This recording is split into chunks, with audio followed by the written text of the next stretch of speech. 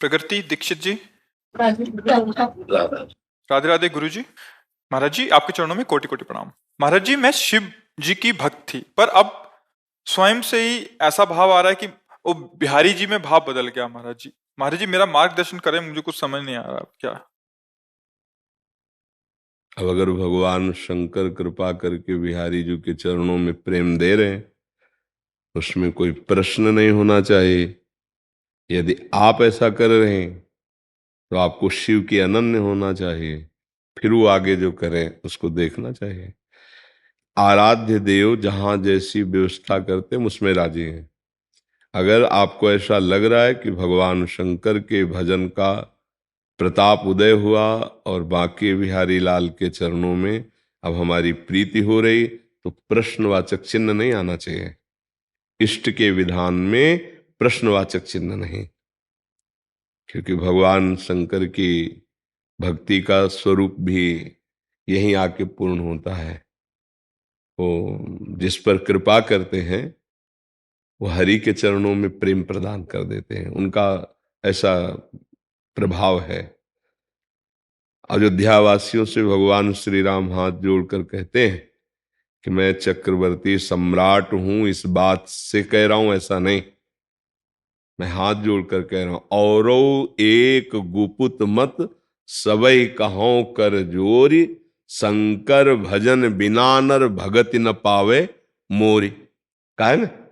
तो हमें तो लगता है कि भगवान शिव की प्रसन्नता ही बिहारी जी तक ला सकती है।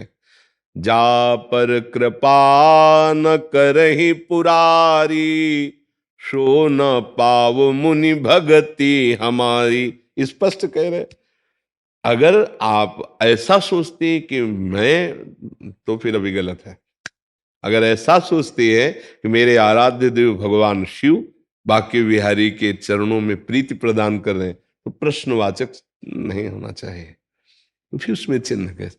आराध्य देव की इच्छा ही हमारी इच्छा है, क्यों। हाँ, तो ऐसा भाव रखो। अगर आप उसमें प्रश्नवाचक चिन्ह, तो अभी ठीक नहीं।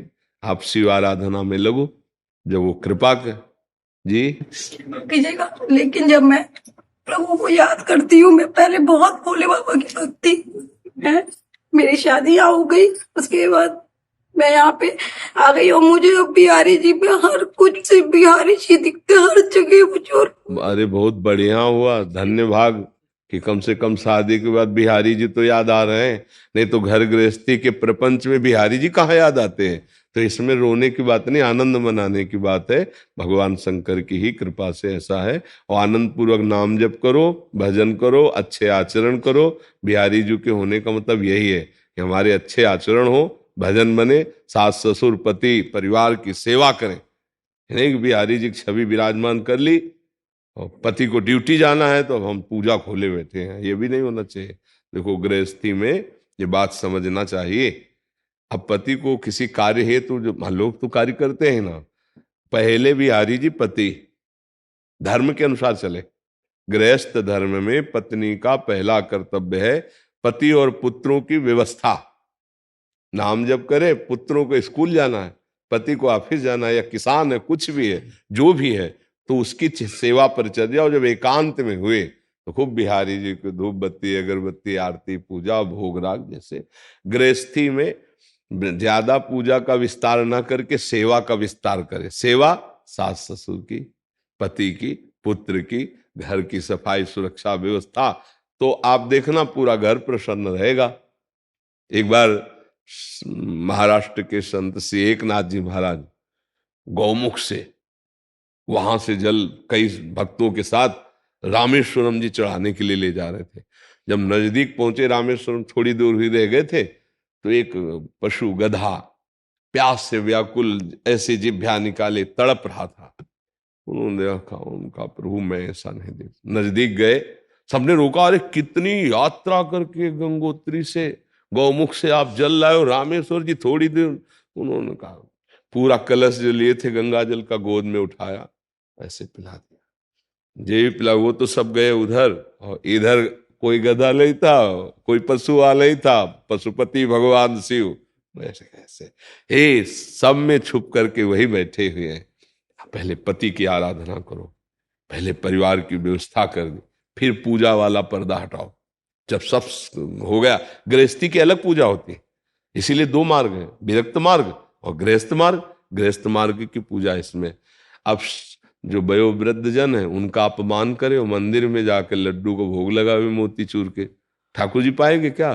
क्योंकि ठाकुर जी उन्हीं में तो बैठे जिनका अपमान करके आ रहे हो। अब ये बातें समझी नहीं जाती कि घर के बड़े बूढ़े, माता पिता, सास ससुर, ये सब भगवत स्वरूप है, इन्हीं की आराधना करके तो बोले वो हमें गाली देते हैं, उनका भी तो कोई कर्तव्य। ये नहीं, धर्म ऐसा नहीं कहता।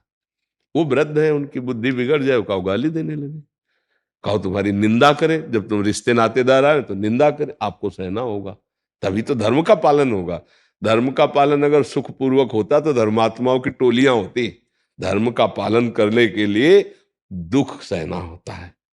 तो हम अपने बड़े बुजुर्गों की, पति आदि की, सबकी सेवा करें, बिहारी जी की भावना करें, तो सच्ची भक्ति बिहारी जी की हो जाएगी।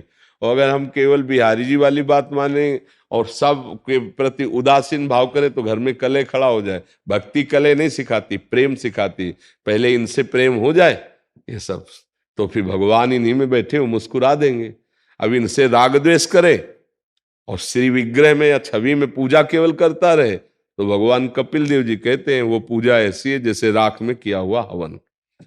अब मंदिर में तो हमको और बाहर आकर के राग द्वेष, लड़ाई झगड़ा है, तो हमें तो नहीं लगता कि वो पूजा भगवान मानेंगे, क्योंकि इन्हीं के अंदर। हाँ, हम अपने कर्तव्य का पालन करें, वो क्या कर रहे हैं वो देखें, प्रभु जाने। हमारा जो कर्तव्य, हम अपने कर्तव्य का पालन, कर्तव्य ही सबसे बड़ी भगवान की पूजा है, ये दिमाग में बैठा लिया जाए। तो हम कह रहे कर्तव्य का पालन करते हुए जो नाम जप करे। अरे रसोई बना रहे, क्या चला जाएगा, राधा राधा राधा राधा राधा। अब माले लेना जरूरी है क्या? चिमटा हाथ में, रोटी सेक रहे, राधा राधा, भजन नहीं हो रहा है।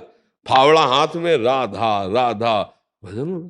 माम निस्मर युद्ध च, समझ जाओ तो भजन करने के लिए अलग से कोई जहां हो वहीं भजन होता चला जाएगा। बोले आप ही क्यों बाबा जी बने बैठे हो? हमारे भाग्य में लिखा है नहीं, हमारे भाग्य में बाबा जी बनकर भजन करना लिखा है, तुम्हारे भाग्य में गृहस्थ बनकर लिखा है। तो भगवान जिसको जैसे रख रहे वैसे भजन किया जाए तो आनंद हो जाए। हमारी भजन की पद्धति अलग है, आपके भजन की पद्धति अलग है। भगवत आश्रय, भगवत नाम जप, अपने कर्तव्य का पालन, ये सबसे बड़ी आराधना है। ये पक्की बात समझ लो। सबके ऊपर बिहारी जी की कृपा है, और बिहारी जी की कृपा का तभी अनुभव होगा जब हम सब में बिहारी जी का भाव करें। अगर बिहारी जी का भाव केवल छवि में करेंगे तो बिहारी जी नाराज हो जाएंगे, पक्का समझना। सब में बिहारी जो है, ये वो चाह रहे हैं कि देखो, भगवत प्राप्ति का मतलब हम तुम्हें सरल भाषा में बता दे रहे हैं, छुपा छुपी का खेल, छुपा छुपी का। अब वो इतना बड़ा नट नागर है कि इतने रूपों में आकर के वो खेल रहा है, पहचानो मुझे, पहचानो मुझे।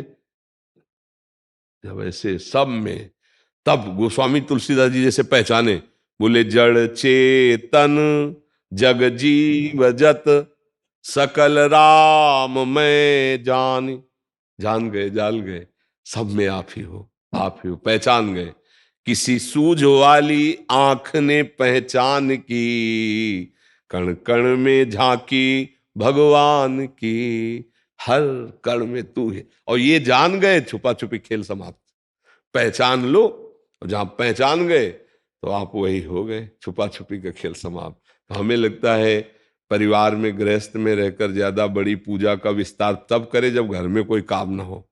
नहीं तो पहले घर का कार्य करो, परिवार की सेवा करो, नाम जप करते हुए। इसी से बिहारी जी प्रसन्न हो जाएंगे, और ये सब इसी से भगवान शंकर भी प्रसन्न हो जाएंगे।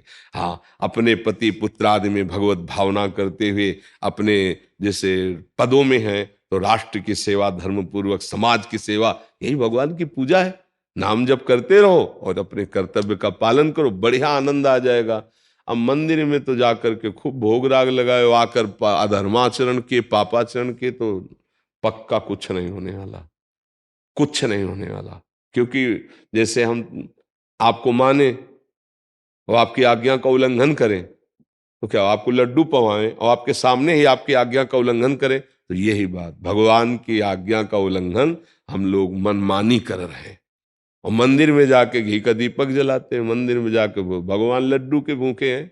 अनंत ब्रह्मांडों की रचना इतने में हो गई, पलक झपकते। भगवान केवल आज्ञा पालन से प्रसन्न होते हैं, बात मान लेना। जो भगवान ने आज्ञा करी है आप वैसे चलो, बस भगवान प्रसन्न हो गए। और आप खूब रबड़ी रसगुल्ला भोग लगाओ और पापाचरण करो, कभी भगवान ना वो भोग पाते हैं और न कभी प्रसन्न होंगे। तो ये ध्यान, पूजा का मतलब समझा जाए, हाँ मंदिर का मतलब समझा जाए। एक मंदिर है जहां जाया जाता है और एक मंदिर ये है, सबके हृदय मंदिर में भगवान विराजमान है। जो इस मंदिर वालों से झगड़ा, अपमान, राग, द्वेष, तो फिर मंदिर में आपको केवल फोटो या मूर्ति दिखाई देगी, भगवान नहीं मिलेंगे। भगवान नहीं, पक्की बात समझ लो या मतलब अंदर बैठा लो, मंदिर के भगवान तभी प्रसन्न होंगे जब हृदय के भगवानों के हैं। बाहर आए दुनिया के प्रपंच कर रहे हो, अधर्म कर रहे हो, अब दूसरों के जीवों के शरीरों का मांस भक्षण कर रहे हो, बोले प्रसाद है ये, नहीं जैसे बलि।